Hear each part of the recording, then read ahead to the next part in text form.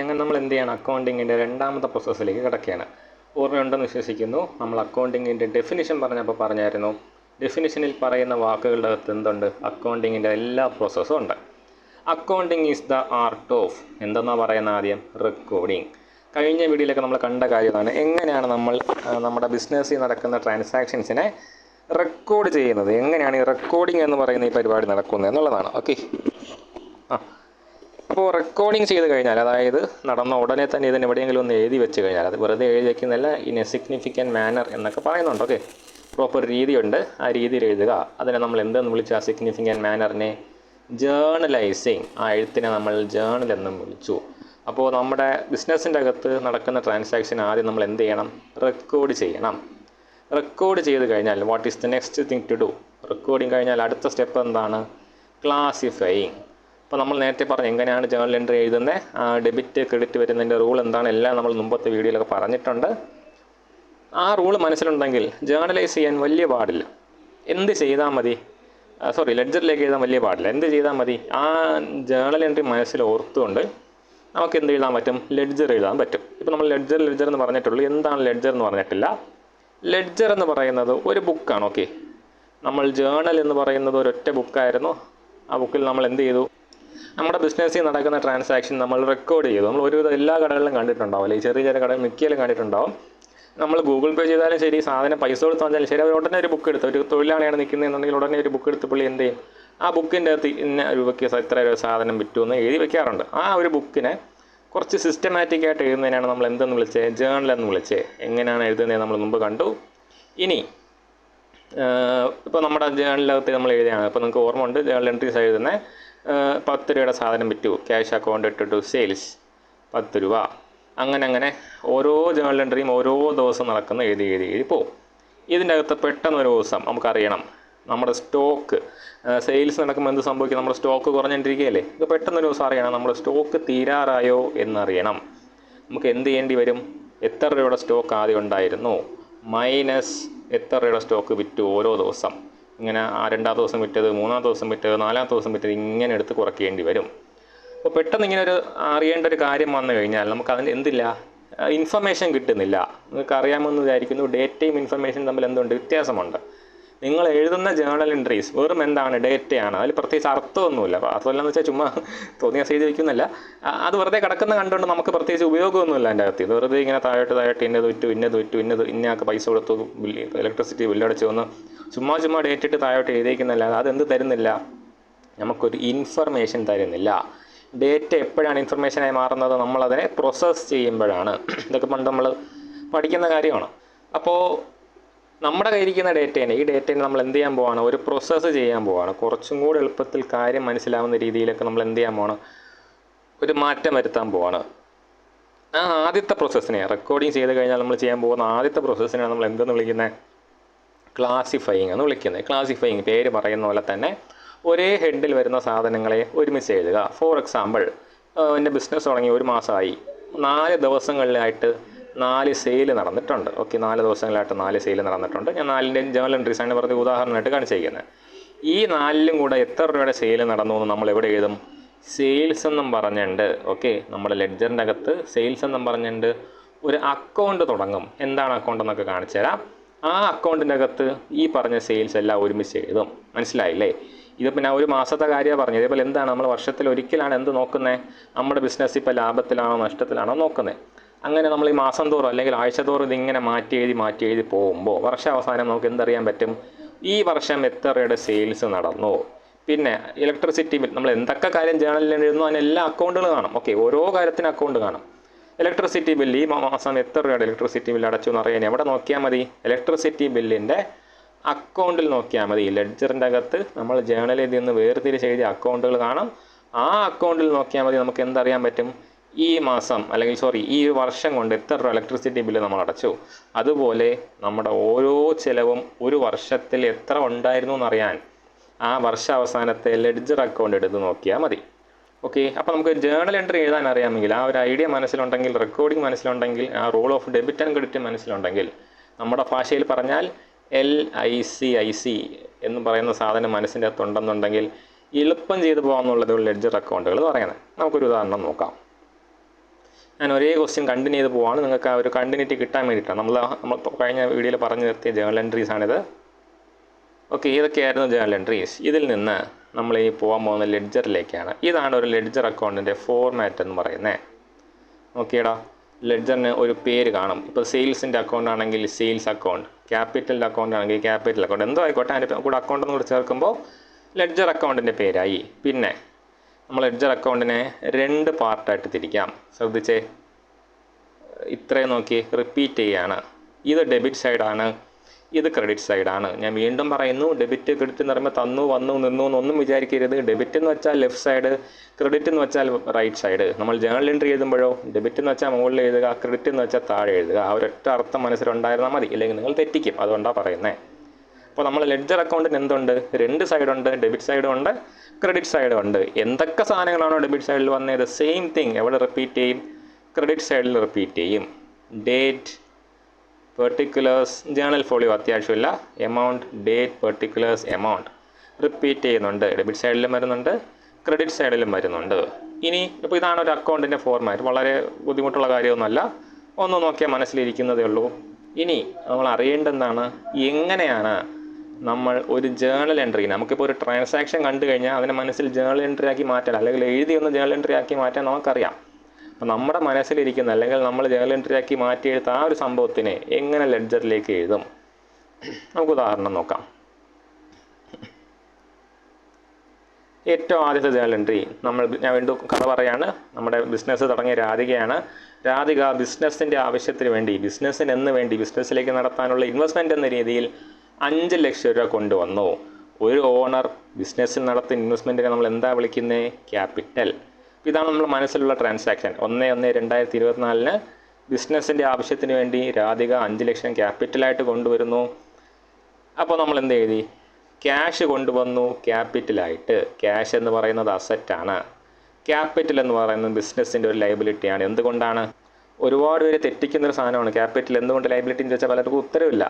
ഓർക്കുക, ബിസിനസ് എന്ന് പറയുന്നതും ഓണർ എന്ന് പറയുന്നതും വേറെ വേറെ വ്യക്തികളാണ്. ഓണർ ബിസിനസ്സിലേക്ക് ഇടുന്ന അല്ലെങ്കിൽ നടത്തുന്ന ഇൻവെസ്റ്റ്മെൻറ്റിനാണ് നമ്മൾ എന്തെന്ന് വിളിക്കുന്നത്? ക്യാപിറ്റൽ എന്ന് വിളിക്കുന്നത്. അപ്പോൾ ഇത് തിരിച്ചു കൊടുക്കാൻ ആർക്ക് ബാധ്യതയുണ്ട്? ബിസിനസ്സിന് ബാധ്യതയുണ്ട്. ഓണർമാർ മാറി മാറി വരാം, ബിസിനസ് അവിടെ തന്നെ കാണാം, ഇല്ലേ?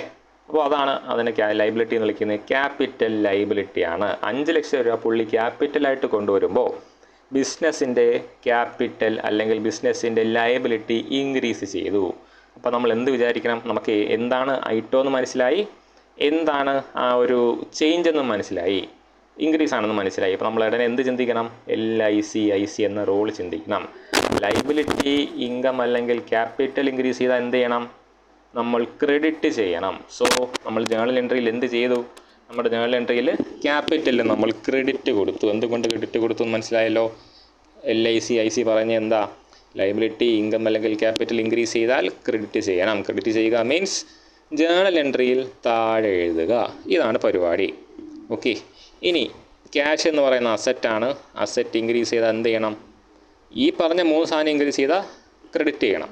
അപ്പോൾ ലൈബിലിറ്റി ഇൻകം ക്യാപിറ്റൽ അല്ലാതെ എന്തൊക്കെ വരാം? അസറ്റും വരാം, എക്സ്പെൻസും വരാം.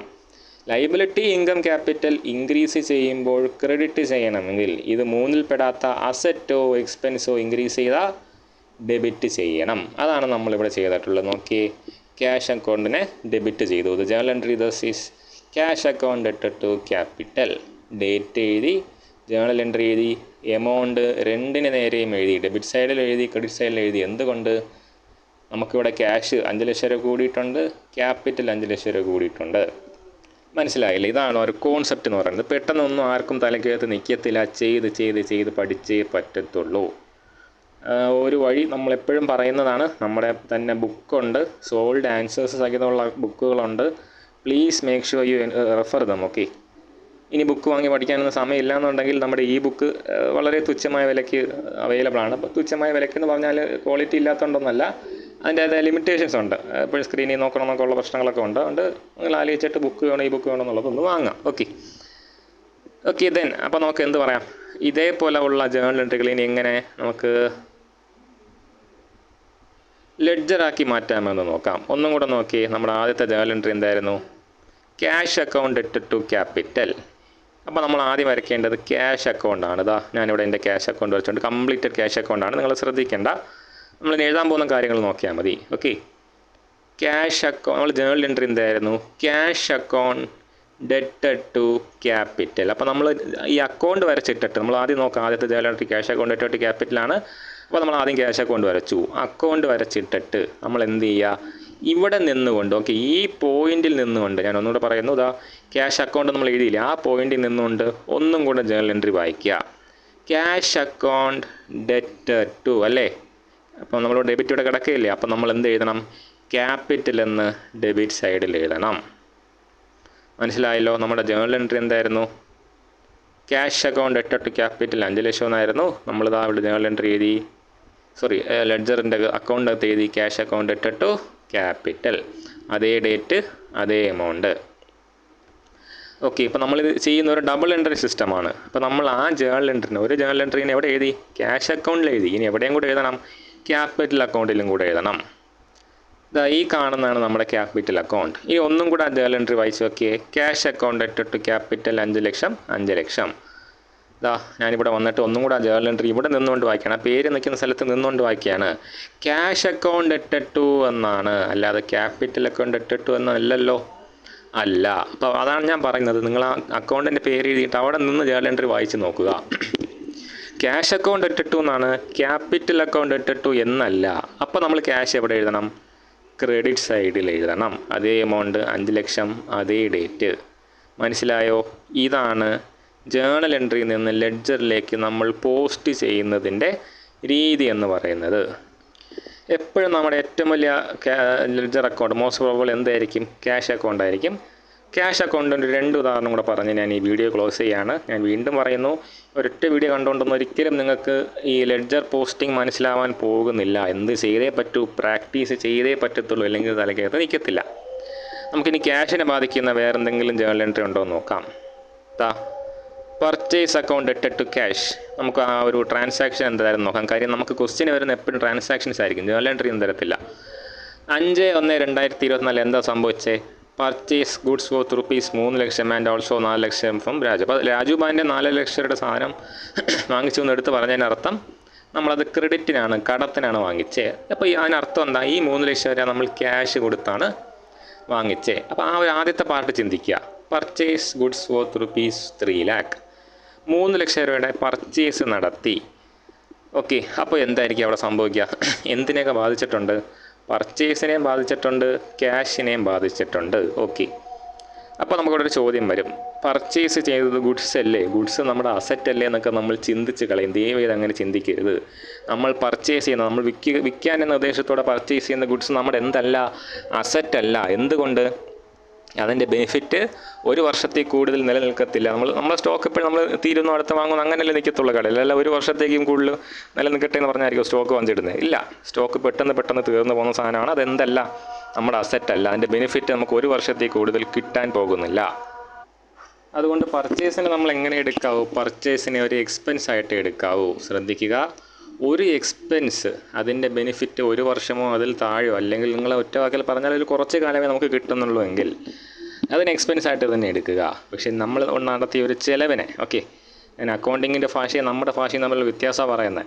നമ്മൾ നടത്തിയ ഒരു ചിലവിൻ്റെ ബെനിഫിറ്റ് നമുക്ക് ഒരുപാട് വർഷം നമ്മുടെ ബിസിനസ്സിന് നിലനിൽക്കുമെങ്കിൽ അതിന് നമ്മൾ അസറ്റ് എന്ന് വിളിക്കും. ഫോർ എക്സാമ്പിൾ, ഞാനൊരു മേശ വാങ്ങി എൻ്റെ ബിസിനസ്സിലേക്ക്. ഈ മേശ വാങ്ങി എന്ന് പറഞ്ഞാൽ എന്താണ്? ചിലവ് തന്നെയാണ് എന്നെ സംബന്ധിച്ചിടത്തോളം. ബട്ട് അതെന്താണ്?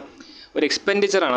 അതിൻ്റെ ആ ഒരു ബെനിഫിറ്റ് എൻ്റെ ബിസിനസ്സിൽ ഒരുപാട് കാലം നിലനിൽക്കും. അതുകൊണ്ട് ഞാൻ അതിൽ നിന്ന് കിട്ടിയതിന് എന്തെന്ന് വിളിച്ചു? അസറ്റ് എന്ന് വിളിച്ചു. പക്ഷേ പർച്ചേസ് ചെയ്യുമ്പോൾ കിട്ടുന്ന ഗുഡ്സ് ഉണ്ടല്ലോ, അതെന്തല്ല? നമ്മുടെ അസറ്റ് അല്ല, നമുക്ക് നടത്തിയ ഒരു എക്സ്പെൻസാണ്. നമുക്ക് വീണ്ടും കാര്യത്തിലേക്ക് വരാം. പർച്ചേസ് ഒരു എക്സ്പെൻസാണ്, നമ്മുടെ കയ്യിരിക്കുന്ന ക്യാഷ് അസറ്റാണ്. ക്യാഷ് കൊടുത്ത് പർച്ചേസ് നടത്തുമ്പോൾ നമ്മുടെ എക്സ്പെൻസ് കൂടി, നമ്മുടെ കയ്യിരിക്കുന്ന അസറ്റ് കുറഞ്ഞു അല്ലേ? നമ്മുടെ എക്സ്പെൻസ് കൂടി, അസറ്റ് കുറഞ്ഞു. അസറ്റ് കുറഞ്ഞാൽ എന്ത് ചെയ്യണം? എക്സ്പെൻസ് കൂടിയാൽ എന്ത് ചെയ്യണം? നമുക്ക് ഇവിടെ നോക്കാം. LICIC, ലൈബിലിറ്റിയോ ഇൻകമോ ക്യാപിറ്റലോ ഇൻക്രീസ് ചെയ്താൽ ക്രെഡിറ്റ് ചെയ്യണം. നമുക്കിവിടെ എക്സ്പെൻസ് ആണ് കൂടിയത് അല്ലേ? ലൈബിലിറ്റിയോ അല്ല, ഇൻകമോ അല്ല, ക്യാപിറ്റലും അല്ല. അപ്പോൾ ലൈബിലിറ്റി, ഇൻകം അല്ലെങ്കിൽ ക്യാപിറ്റൽ ഇൻക്രീസ് ചെയ്താൽ ക്രെഡിറ്റ് ചെയ്യണമെങ്കിൽ ഇതിൽ പെടാത്തൊരു സാധനം ഇൻക്രീസ് ചെയ്താൽ നമ്മൾ എന്ത് ചെയ്യണം? ഡെബിറ്റ് ചെയ്യണം. സോ നമുക്ക് മനസ്സിലായി പർച്ചേസ് അക്കൗണ്ട് ഡെറ്റഡ് ടു വാട്ട്? എന്തെങ്കിലും താഴെ കൂടെ വരണമല്ലോ. നോക്കിയടാ ക്യാഷിൻ്റെ കാര്യം. ക്യാഷ് ഡിക്രീസ് ചെയ്തു. നമ്മൾ പൈസ കൊടുത്ത് സാധനം വാങ്ങിക്കുമ്പോൾ നമ്മുടെ കയ്യിൽ ഇരിക്കുന്ന ക്യാഷ് ഡിക്രീസ് ചെയ്തു. അപ്പോൾ ഇനി എന്ത് ചെയ്യണം? വീണ്ടും LIC നോക്കുക. ലയബിലിറ്റി ഇൻകം അല്ലെങ്കിൽ ക്യാപിറ്റൽ ഇൻക്രീസ് ചെയ്താൽ ക്രെഡിറ്റ് ചെയ്യണം. അതിനർത്ഥം ലയബിലിറ്റിയോ ഇൻകമോ ക്യാപിറ്റലോ ഡിക്രീസ് ചെയ്താൽ ഡെബിറ്റ് ചെയ്യണം. ഇനി ഒന്നും കൂടെ ചിന്തിച്ച്, ലയബിലിറ്റിയോ ഇൻകമോ ക്യാപിറ്റലോ അല്ലാത്ത വേറെ എന്തെങ്കിലും ഡിക്രീസ് ചെയ്താൽ വീണ്ടും ക്രെഡിറ്റ് ചെയ്യണം. സോ ക്യാഷ് അക്കൗണ്ടിന് ക്രെഡിറ്റ് ചെയ്യുക. പർച്ചേസ് അക്കൗണ്ട് ഡെറ്റഡ് ടു ക്യാഷ്. ഇങ്ങനെയാണ് ജേണൽ എൻട്രി വരുന്നത്. ഇതിവിടെ ഒന്നും കൂടെ പറയേണ്ട ആവശ്യം എനിക്കില്ല. ബട്ട് സ്റ്റിൽ ഞാൻ നിങ്ങൾക്ക് വേണ്ടി ഒന്നും കൂടെ പറഞ്ഞതേ ഉള്ളൂ. ഇനി ഇത് എവിടെ നിന്ന് ചിന്തിക്കണം? ക്യാഷ് അക്കൗണ്ടിൽ നിന്നിട്ട് ചിന്തിക്കണം. ക്യാഷ് അക്കൗണ്ടാണ് നമ്മൾ ആദ്യം വരച്ചത്, അത് എഴുതാൻ പോവാണ്. അപ്പോൾ അവിടെ നിന്നിട്ട് എന്ത് ചിന്തിക്കുക? ക്യാഷ് അക്കൗണ്ട് ഡെറ്റഡ് ടു പർച്ചേസ് എന്നാണോ ജേണൽ എൻട്രി? അല്ല. അപ്പോൾ ക്യാഷിന് ജേണൽ എൻട്രി വന്നിട്ടുമുണ്ട്, എന്നാൽ ക്യാഷ് അക്കൗണ്ട് ഡെറ്റഡ് ടു എന്നല്ല തുടങ്ങുന്നതെങ്കിൽ എവിടെ എഴുതുക? ക്രെഡിറ്റ് സൈഡിൽ ഡേറ്റ് എഴുതുക, പർച്ചേസ് എഴുതി, എമൗണ്ട് 3 ലക്ഷം എഴുതി. ഇനി നമ്മൾ എന്ത് നോക്കാം? പർച്ചേസ് അക്കൗണ്ടിൽ എന്ത് സംഭവിച്ചു നോക്കാം. നോക്കിയടാ, നമ്മൾ ജേണൽ എൻട്രി എന്തായിരുന്നു? പർച്ചേസ് അക്കൗണ്ട് ഡെറ്റഡ് ടു ക്യാഷ്. അതേ ഡേറ്റ് എഴുതി, ക്യാഷ് എന്ന് എഴുതി, എമൗണ്ട് എഴുതി. ആ ഒരു ഐഡിയ മനസ്സിലായോ? ഇതുപോലെ നമ്മൾ എന്ത് ചെയ്യണം? എല്ലാ അക്കൗണ്ടുകളും, ഏതൊക്കെ അക്കൗണ്ട് നമ്മൾ ജേണൽ എൻട്രിക്കകത്ത് സ്പെസിഫൈ ചെയ്തിട്ടുണ്ടോ എല്ലാ അക്കൗണ്ടും വരണം. ഒന്നൊന്നോ രണ്ടെന്നോ അല്ലതാ ഞാനിവിടെ വരച്ചിട്ടിരിക്കുന്ന പോലെ എല്ലാ അക്കൗണ്ടുകളും വരയ്ക്കണം. വരച്ച് കഴിഞ്ഞിട്ട് ഇതിനൊരു ക്ലോസിങ് പരിപാടിയുണ്ട്. അതും കൂടെ പറഞ്ഞ് നമുക്ക് എന്ത് ചെയ്യാം? വീഡിയോ വൈൻഡ് അപ്പ് ചെയ്യാം. ഞാൻ തുടക്കത്തിലേ പറഞ്ഞല്ലോ, വെറുതെ എഴുതിയിട്ടിരിക്കുന്ന എന്താണ്? ഡേറ്റയാണ്. ഈ വെറുതെ എഴുതിയിട്ടിരിക്കുന്ന ഡേറ്റ അല്ല നമുക്ക് വേണ്ടത്. നമുക്ക് വേണ്ടത് എന്താണ്? വി നീഡ് ഇൻഫർമേഷൻ, അല്ലേ? ഡേറ്റയിൽ നിന്ന് ഇൻഫർമേഷനായിട്ട് നമ്മൾ കൺവേർട്ട് ചെയ്യാൻ പോവാണ്. നമുക്കിപ്പോൾ നോക്കി ഒന്ന് ശ്രദ്ധിച്ച് നോക്കിയാൽ അറിയാം, ക്യാഷിൻ്റെ ഡെബിറ്റ് സൈഡിൽ കിടക്കുന്നതെല്ലാം നമ്മുടെ എന്താണ്? ഇൻകമാണ്, അല്ലേ? പർച്ചേസ് ചെയ്തു, ക്യാരേജിന് കൊടുത്തു, സാലറി കൊടുത്തു, അഡ്വർടൈസ്മെൻറ്റിന് കൊടുത്തു, ഗ്യാസ് ബില്ല് കൊടുത്തു, വാട്ടർ ബില്ല് കൊടുത്തു, രാജു ബായിക്ക് അടച്ചു, ഒരു സാലറി കൊടുത്തു, വാട്ടർ ബില്ല് പിന്നെയും കൊടുത്തു, ഇലക്ട്രിസിറ്റി ബില്ല് പിന്നെയും കൊടുത്തു, രാജു ബായിക്ക് പിന്നെയും കൊടുത്തു, കിച്ചൺ എക്യുപ്മെൻറ്റിന് കൊടുത്തു, സാലറി കൊടുത്തു. എല്ലാം നമ്മുടെ എന്താണ്? ബിസിനസ്സിൻ്റെ എക്സ്പെൻസുകളാണ്. ഇത് നമ്മുടെ എന്തായിരുന്നു? ഇൻകം ആയിരുന്നു. ഓക്കെ, ക്യാപിറ്റലായിട്ട് നമ്മുടെ ഓണർ 5 ലക്ഷം തന്നു, സെയിൽസ് നടത്തി നമ്മൾ 4,80,000 ഉണ്ടാക്കി, കമ്മീഷനായിട്ടൊരു 30,000 കിട്ടി, റഹ്മാനിൽ നിന്ന് 10 ലക്ഷം രൂപ കിട്ടി. ഇതൊക്കെ നമ്മുടെ എന്താണ്? ഇൻകമാണ്. ഓക്കെ, അപ്പോൾ നമുക്ക് മനസ്സിലായി എന്താണ്? നമുക്ക് ഇൻകം കിട്ടി, എക്സ്പെൻസും കിട്ടി. Water it may be. ഞാൻ ഇപ്പോൾ ആ ഒരു പർപ്പസ് പറയാൻ വേണ്ടി പറഞ്ഞതേ ഉള്ളൂ. എന്തോ ആയിക്കോട്ടെ, ഡെബിറ്റ് സൈഡിലും കുറേ എമൗണ്ട് ഉണ്ട്, ക്രെഡിറ്റ് സൈഡിലും കുറേ എമൗണ്ട് ഉണ്ട്. ഓക്കെ, ഏതോ ഒരു അക്കൗണ്ട്, ഇപ്പോൾ നിങ്ങൾ ക്യാഷ് അക്കൗണ്ട് ആണെന്നുള്ള കാര്യമേ മറന്നുകളാം. ഏതൊരു ലെഡ്ജർ അക്കൗണ്ട് ആയിരുന്നാലും അതിൽ ഈ എൻട്രീസ് എല്ലാം എഴുതി കഴിഞ്ഞാൽ, അതായത് ജേണൽ എൻട്രീസിനെല്ലാം ഇങ്ങനെ പോസ്റ്റ് ചെയ്ത് കഴിഞ്ഞാൽ ഏറ്റവും അവസാനം ചെയ്യേണ്ട പരിപാടി എന്താണ്? ബാലൻസ് ചെയ്യണം. എന്താണ് ബാലൻസിങ് എന്ന് പറയുന്നത്? ബാലൻസിങ്ങിൻ്റെ സ്റ്റെപ്പുകൾ ഞാൻ പറഞ്ഞുതരാം, ശ്രദ്ധിച്ച് കേൾക്കുക. ഏതൊരു അക്കൗണ്ടിൽ ഇതേ സ്റ്റെപ്പാണ് നമ്മൾ ഫോളോ ചെയ്യുന്നത്. അപ്പോൾ നമ്മൾ എന്ത് ചെയ്തു? ജേണൽ എൻട്രീസ് എഴുതി. ജേണൽ എൻട്രീസിൽ നിന്ന് എന്തായി? നമ്മൾ ലെഡ്ജർ അക്കൗണ്ടുകൾ വരയ്ക്കുകയാണ്. ലെഡ്ജർ അക്കൗണ്ട് വരച്ചു. എങ്ങനെയാണ് ജേണൽ എൻട്രീനെ ലെഡ്ജർ അക്കൗണ്ടിൽ പോസ്റ്റ് ചെയ്യുന്ന ആ ഒരു ചിന്തിക്കേണ്ട രീതി നമുക്ക് മനസ്സിലായി. നമ്മളെല്ലാം പോസ്റ്റ് ചെയ്ത് കഴിഞ്ഞു. ഇനിയാണ് നമ്മൾ ഈ അപ്പോൾ നമുക്ക് ഏതാണുള്ള എല്ലാം എഴുതി കഴിഞ്ഞു. ക്യാഷ് അക്കൗണ്ടുമായിട്ട് ബാധിക്കുന്ന എല്ലാ ട്രാൻസാക്ഷനും നമ്മൾ നോക്കിക്കഴിഞ്ഞു. എല്ലാ ട്രാൻസാക്ഷനും നമ്മൾ പോസ്റ്റ് ചെയ്ത് കഴിഞ്ഞു. എല്ലാ ട്രാൻസാക്ഷനെയും ജേണൽ എൻട്രിയിൽ നിന്ന് പോസ്റ്റ് ചെയ്ത് കഴിഞ്ഞു. പോസ്റ്റ് ചെയ്ത് കഴിഞ്ഞാൽ ഇനി നമുക്ക് എന്ത് ചെയ്യണം? സോ നിങ്ങൾ ചെയ്യേണ്ടത് ആദ്യം എന്ത് ചെയ്യുക? എല്ലാം എഴുതി കഴിഞ്ഞു എന്ന് ഉറപ്പാക്കുക. എഴുതി കഴിഞ്ഞുവെങ്കിൽ ഓക്കെ, ഇപ്പോൾ ഡെബിറ്റ് സൈഡിൽ കുറച്ച് കാര്യങ്ങളുണ്ട്, ക്രെഡിറ്റ് സൈഡിൽ കുറച്ച് കാര്യങ്ങളുണ്ട്, കുറച്ച് എമൗണ്ടുകളുണ്ടല്ലേ. രണ്ടിൻ്റെയും ടോട്ടൽ ഒന്ന് റഫായിട്ട് എടുത്ത് നോക്കുക. ഇവിടെ ഈ ബാലൻസ് ക്യാരി ഡൗൺ ഞാൻ എഴുതിയതാണ്, ഓൾറെഡി അവിടെ കാണത്തില്ല. നിങ്ങൾ എന്ത് ചെയ്യുക? ഡെബിറ്റ് സൈഡിൻ്റെ ടോട്ടൽ എടുക്കുക. 5 ലക്ഷം പ്ലസ് 4,80,000 പ്ലസ് 30,000 പ്ലസ് 10 ലക്ഷം. ഒന്ന് കാൽക്കുലേറ്റർ നോക്കുക അതിൻ്റെ ടോട്ടൽ എത്ര വരുമെന്ന്. സിമിലർലി എന്ത് ചെയ്യുക? നമ്മുടെ ക്രെഡിറ്റ് സൈഡിൽ കിടക്കുന്ന എമൗണ്ടുകൾ, അതായത് ഈ കാണുന്ന 3,200,000, 3,20,000, 2,500, 3,000, 3 ലക്ഷം, 3 ലക്ഷം, 1,200, 3,000, 2 ലക്ഷം, 5 ലക്ഷം, 2,70,000. ഇത്ര എമൗണ്ടുകളാണെങ്കിൽ നമ്മൾ ജേണലിൽ നിന്ന് ഇങ്ങോട്ട് നോക്കി എഴുതിയേ, ഇങ്ങോട്ട് പകർത്തി എഴുതി ഇത്ര എമൗണ്ടുകളാണല്ലോ. ഇതിൻ്റെയും ടോട്ടൽ എടുക്കുക. അപ്പോൾ എന്ത് ചെയ്യുക? ഡെബിറ്റ് സൈഡിൽ നമ്മൾ എഴുതിയ എമൗണ്ടുകളുടെ ടോട്ടൽ എടുക്കുക, ക്രെഡിറ്റ് സൈഡിൽ നമ്മൾ എഴുതിയ എമൗണ്ടുകളുടെ ടോട്ടൽ എടുക്കുക. റഫായിട്ട് ഒരു സൈഡിൽ എഴുതി നോക്കുക. ഇവിടെ ഫോർ എക്സാമ്പിൾ എൻ്റെ അറിവ് ശരിയാണെങ്കിൽ ഡെബിറ്റിൽ 20,10,000 വരും. ഓക്കെ, ഡെബിറ്റ് സൈഡിൻ്റെ ടോട്ടൽ 20,10,000 വരും. ക്രെഡിറ്റ് സൈഡിൻ്റെ ടോട്ടൽ എത്ര വരുമെന്ന് അറിയാവോ? ക്രെഡിറ്റ് സൈഡിൻ്റെ ടോട്ടൽ ഒരു 17,04,900 എന്നൊരു എമൗണ്ട് വരും. അപ്പോൾ ഇതാണ് യഥാർത്ഥ ടോട്ടൽ. നിങ്ങളൊന്ന് പിന്നീട് കാൽക്കുലേറ്റ് ചെയ്ത് നോക്കിയാൽ മതി. അപ്പോൾ ഡെബിറ്റ് സൈഡിൽ ഞാൻ പ്രോപ്പറായിട്ട് ഞാൻ ഒന്നും എൻ്റേതായ കോൺട്രിബ്യൂഷൻസ് ഇല്ല, എല്ലാം എവിടെ നിന്ന് എഴുതിയത് ജേർണൽ എൻട്രീസ് എന്നാണ് എഴുതിയത്. ജേർണൽ എൻട്രീസ് എന്ന് എഴുതിയ ടോട്ടൽ എടുത്ത് നോക്കി, അതേപോലെ ക്രെഡിറ്റ് സൈഡിൽ എടുത്ത് നോക്കിയപ്പോൾ ഏതാണ് ഹൈ വരുന്നത്? ഏറ്റവും ഹൈയസ്റ്റ് വന്ന ഡെബിറ്റ് സൈഡ് ടോട്ടലാണ്. ഇനി നമ്മൾ എന്ത് ചെയ്യും? ഇതിവിടെയാണ് നോക്കിയത്. എന്താ ഡെബിറ്റ് സൈഡിലെ ടോട്ടൽ നോക്കി, ക്രെഡിറ്റ് സൈഡിലെ ടോട്ടൽ നോക്കി. ഹൈയസ്റ്റ് ടോട്ടൽ എവിടെയാണ് വന്നത്? Debit side. ഡെബിറ്റോ ക്രെഡിറ്റോ ആയിക്കോട്ടെ, എന്താണ് നമുക്ക് കിട്ടുന്ന ഹൈയസ്റ്റ് ടോട്ടൽ? അതിനെന്ത് എഴുതുക? ഈ രണ്ട് സൈഡിൻ്റെയും ടോട്ടലായിട്ട് അങ്ങ് എഴുതുക. ഓക്കെ, നമ്മൾ എന്ത് ചെയ്യാണ്? രണ്ട് സൈഡിൻ്റെയും ടോട്ടലായിട്ട് ഈ പറഞ്ഞ 20,10,000 എഴുതി. എന്തുകൊണ്ട് 20,10,000 എഴുതി? ഡെബിറ്റ് സൈഡിൽ വന്നതുകൊണ്ടല്ല, അങ്ങനെ ഒന്നും മനസ്സിൽ വിചാരിക്കരുത്. എന്തുകൊണ്ട് നമ്മൾ 20,10,000 എഴുതി? അതാണ് നമുക്ക് ഈ രണ്ട് സൈഡിൻ്റെയും ഹൈയസ്റ്റ് ടോട്ടൽ എന്ന് പറയുന്നത്. അപ്പോൾ ഇവിടെ ബാലൻസ് ക്യാരി ഡൗൺ എന്ന് പറയുന്നത് എന്താണ്? ബാലൻസ് ക്യാരി ഡൗൺ എന്ന് പറയുന്നത് എന്താണോ ആ ഒരു ഡിഫറൻസ് എന്ന് പറയുന്നത്. നമ്മളിവിടെ 20,10,000 എഴുതിയതിന് കാരണം എന്താ? ഷുവർ, ഇവിടെ 20,10,000 ഉണ്ട് ടോട്ടൽ. പക്ഷേ ഈ സൈഡിൽ ക്രെഡിറ്റ് സൈഡിൽ എത്രയേ ഉള്ളൂ? 17,04,900 ഉള്ളൂ. എന്നിട്ട് നമ്മൾ ടോട്ടൽ എത്ര എഴുതി? 20,10,000 എന്ന് എഴുതി. എന്താണ് നമുക്ക് അഹങ്കാരത്തിൻ്റെ കാര്യം? വേറെ ഒന്നുമല്ല, നമ്മൾ എന്ത് ചെയ്യും? ഈ 17,04,900 എവിടെ കൊണ്ടെത്തിക്കും? 20,00,000 കൊണ്ടെത്തിക്കും. 20,10,000 കൊണ്ടെത്തിക്കും. എങ്ങനെ എത്തിക്കും? ആ ഒരു ഡിഫറൻസ് എമൗണ്ടിനെ നമ്മളിവിടെ എഴുതി ചേർക്കുന്നു. മനസ്സിലായില്ലേ? അപ്പോൾ നമ്മൾ എന്ത് ചെയ്തു? രണ്ട് സൈഡും ടോട്ടൽ എടുത്തു. ഹയസ്റ്റ് ടോട്ടലിനെ രണ്ടിടത്തും ടോട്ടലായിട്ട് എഴുതി. രണ്ടിടത്തും ഹയസ്റ്റിൻ്റെ ടോട്ടലായിട്ട് എഴുതിയിട്ട് എവിടെയാണോ കുറവുള്ളത്, ഇവിടുത്തെ ടോട്ടൽ 20,10,000 ഉണ്ട്, ഇവിടുത്തെ എത്ര ഇല്ല? അത്രയും ഇല്ല. അതിൽ എത്താൻ വേണ്ടി 20,10,000 ടോട്ടലാവാൻ വേണ്ടി എത്ര വരുമോ ആ എമൗണ്ട് എഴുതുന്നു. എന്നിട്ട് നമ്മൾ പെർട്ടിക്കുലർ കോളത്തിൽ എന്ത് എഴുതുന്നു? ബാലൻസ് ക്യാരി ഡൗൺ എന്ന് എഴുതുന്നു. ഇങ്ങനെയാണ് അക്കൗണ്ട് ക്ലോസ് ചെയ്യേണ്ടത്. ഒരു കാര്യം കൂടെ പറഞ്ഞു നിർത്തട്ടെ, നമ്മൾ വരയ്ക്കുന്ന ഒരു അസറ്റിൻ്റെയോ ലയബിലിറ്റീൻ്റെ അക്കൗണ്ട് ആണെങ്കിൽ നമ്മളിവിടെ എന്ത് എഴുതൂ? ബാലൻസ് ക്യാരി ഡൗൺ എന്ന് എഴുതൂ. അതേസമയം ഇതൊരു എക്സ്പെൻസോ ഇൻകം ആണെങ്കിൽ നമ്മൾ എന്ത് എഴുതും? പ്രോഫിറ്റ് ആൻഡ് ലോസ് അക്കൗണ്ട് എന്ന് എഴുതും. അതിനർത്ഥം എന്താ?